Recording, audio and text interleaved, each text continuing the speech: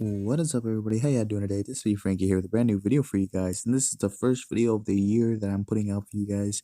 And yeah, and this year we're just gonna be doing a lot of looking back on the past and trying to see where everything has led us up to. And in order to start that off, I am going to be looking at pretty much a really big meme back in 2013. Not too much of a meme, just a really funny video that surfaced, and you might recognize him, but I assure you that it's not the same guy. At least that's not how they want us to think. And so we're just gonna look at the video right now, and I'll let you guys figure out what's going on. So I ran up behind him with a hatchet, smash, smash, smash. He was a viral sensation. I'm Kai, Can I get spelling for it? straight out of Dogtown, Kai. Known as Kai the Hitchhiker, a Canadian drifter. This is the TV interview that got him noticed in 2013. He was the hero, coming to the aid of a woman being assaulted. What made you take the actions that you did?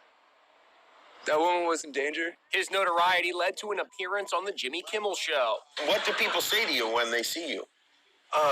They say, hey, you're Kai. Hey, how you doing? I'm Steven. Pleasure to meet you. And this is Kai today. His appearance is much different. Notice the elaborate tattoo on the side of his face. All right.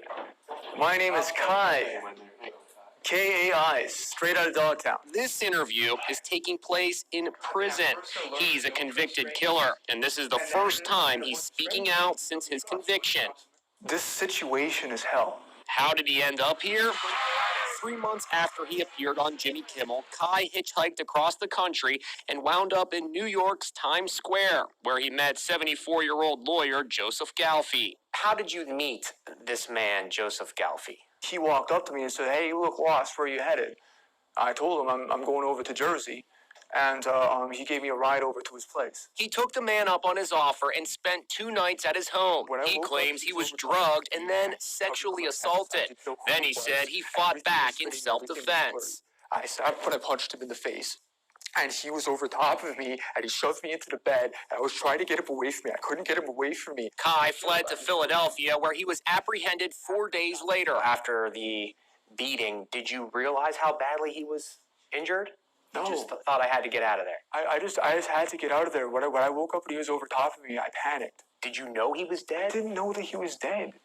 This man's ear was almost ripped off. His neck was fractured. His face was fractured. The ear injury came from one horizontal kick from on my back. That ought to tell you.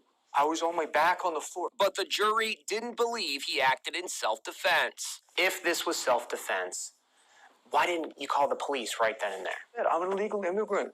They aren't going to investigate. Kai still insists he's innocent and says critical evidence that could have proved he was drugged was ignored and destroyed. He's filing an appeal. In this case, the judge told the jury that the burden was on me to prove intoxication, and therefore self-defense, and therefore my innocence.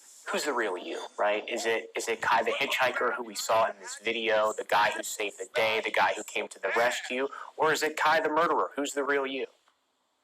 Definitely never Kai the murderer. I've never murdered anyone.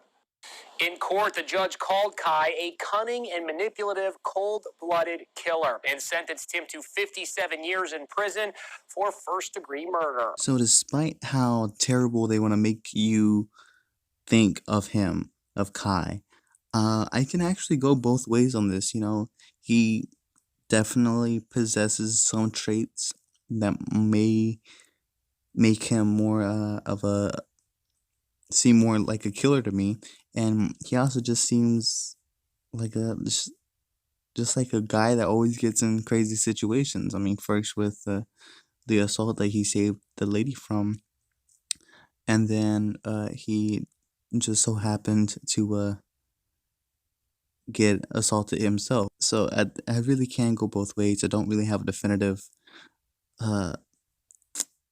opinion about this, and that's mainly due to the fact that there's not enough information out there about what actually happened.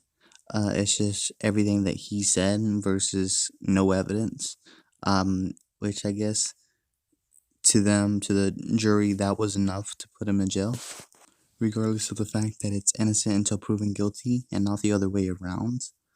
I think they just wanted to put somebody in jail. And sometimes the judge is just a terrible person. And in the clip, he says how the judge kind of influenced the opinion of the jury rather than the actual case influencing the jury. It's actually kind of clear that the judge was sabotaging him from the get-go. So maybe he had something against him because this was against a lawyer, and so he had a personal vendetta against this guy, which it kind of makes the whole trial feel irrelevant. And so yeah, I could really go both ways on this. But let me know what you guys think in the comments down below. And with that being said, I'll see you guys in the next one.